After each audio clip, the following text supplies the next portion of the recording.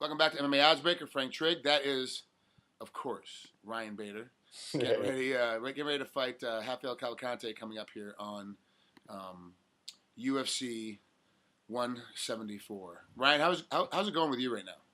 It's going great. I'm about a little less than 3 weeks away, and I feel awesome. I'm healthy. I'm in great shape, and I'm coming off a hand injury, and so that was back in December. So I did everything right with that. Took the time to heal it up.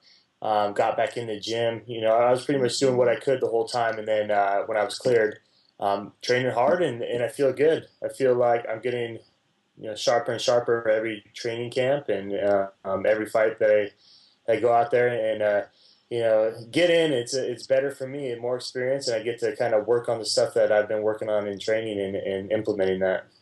Did you actually wait to start using your hand until the doctor cleared you, or did you start a little bit early like most of us do? No, that's what I'm saying. I actually was listening to the doctor. I actually waited. I was doing some other stuff that he wasn't too fond of as far as like lifting, but I wasn't really using my hand and stuff like that. But I couldn't not do anything because I had pins in there, and he said no working out for 6 weeks because he didn't want me sweating at all or anything because I could have get infected because they were sticking out of my hand, and so that I couldn't do that. So I would still lift, but just really slowly. I would take 2 hours to do my lift, and so I would just do a little set, sit down, relax, let my body get back to baseline, do another one, and so otherwise I've been going crazy. I was going crazy within a week.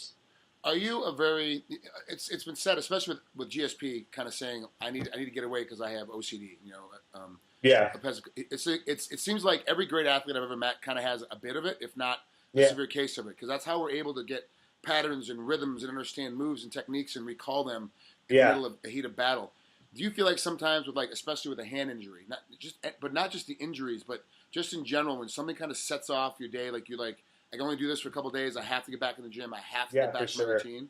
Yeah, and I'm the kind of person where I get bored easily, and I always have to be doing something different, something that's stimulating me in a different way. And so, and one of those is I have to get out that energy, working out, and my body doesn't know any better, so it's always had that release of exercise, whether it be wrestling, football back in high school and wrestling, college wrestling, and MMA. I've never had that time where I wasn't playing a sport or being active, and so when I'm not, it messes me all up. I get grumpy, I get irritable, and all that, and probably not that much fun to be around as far as being around my family and all that. And so I catch myself sometimes when after an injury, like a knee injury especially, you can't do much with that. But with this hand injury, I was able to work around it a little bit, and so it kept me kind of sane. But I definitely have that a little bit. Now, your doctor said he didn't want you to sweat for 6 weeks while I was waiting before he took the pins out. Yeah. How did you stop from sweating? Did you just? I mean, when you say you took 2 hours of lift, is that because you didn't want to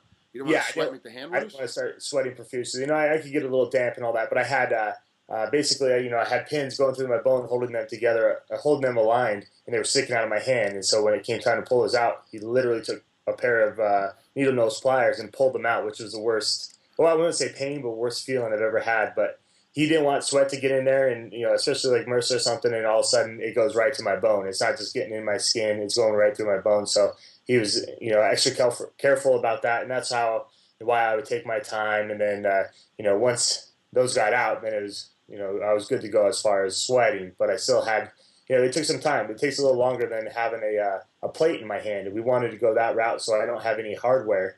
A plate's strong this way, but if you get kicked or if you roll on it, it could fracture at the end. So I have no hardware in there. It feels good. It feels strong. And it's different from any other injury, like a knee injury, because you're always babying a knee injury. With this hand, he said I was cleared. I had an x-ray. I went in there, started using it. It felt great. So I started hitting hard. I've never had a problem with it. So it was, it's been a real, fortunate to have a real good surgeon there, and then a real good recovery. And I just haven't had a problem. Never thought twice about throwing it. The way you explained it, it's like had the X-ray, and then that day you were punching with it once they cleared you. Is that literally what happened? Yeah. So I got done out of state, but he came down and happened to be in the time I got. I never had a cast. I just had a kind of a splint.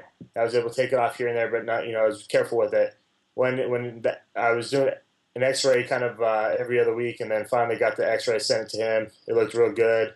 He's like lightly, start lightly hitting with it. So I started like, lightly, maybe the first day just hitting, but it felt good. So I started upping it up. Second, third day, I was hitting probably 90%, and I was surprised at that too. I was surprised because usually a knee injury, I'm gun shy with it, rolling around, getting in different positions. But with a hand, it's a bone. It felt good. It looked good on X-ray. So he said, "You can't hurt it. Go ahead." You're gonna need that hand, especially against Rafael Cavalcante. Yep. Everyone's improving now, and it's not the question of you're not going to see the same guy. No one sees the same guy very next fight because everyone's getting better. Yeah. But you've been watching Cavalcante for a while. What do you think that he's trying to improve on the most now that he has to compete against you? I would say cardio. Obviously I bring some wrestling credentials, so takedown defense. He's been looking good. In Strikeforce, he fought some wrestlers. He fought, Muhammad Lawal. He fought Dan Henderson. He's a big puncher. He throws pretty much everything he's got into his big right hand, and he throws a good left hook. Doesn't really throw any jabs. Throws some hard leg kicks, some high kicks. Sometimes he's hard to take down. But I'm looking to push the pace on him and get him out of his comfort zone, and because he'll sit back and he'll kind of play that game and kind of wait for you, and he'll be active, but he kind of plays that game a little bit. I've watched a bunch of tape, and that's kind of the assessment on him. But I'm looking to go bring the fight to him, and I'm not going to just sit back and kind of have him be fresh for the second, third round. I want to put it on him and have test his cardio, which has been suspect in the past. Ryan, thanks for coming on here for a couple minutes with MMA Oddsbreaker. I appreciate it. I know it's been a busy day for you. So we'll definitely talk again after before your next fight. But I'm really excited for this fight. This is gonna be an interesting matchup because I want to see how well the hand has landed. And when you hit him, it's almost gonna be like you're one of those guys that when your injury is healed, it's actually better than the non-injured hand. Like you just have so much faith in what's happened with that injury. Yeah. You go after it harder. So I can't wait to see that hand come out there quicker. Club now, yeah, right. I appreciate that. I look forward to this fight. It's a good matchup. He's very dynamic, and it's going to be a fun fight. All right, Ryan. Take care, bud. Have a good rest of the night. We'll talk to you later. Thanks, Frank. I'll see you soon. Bye.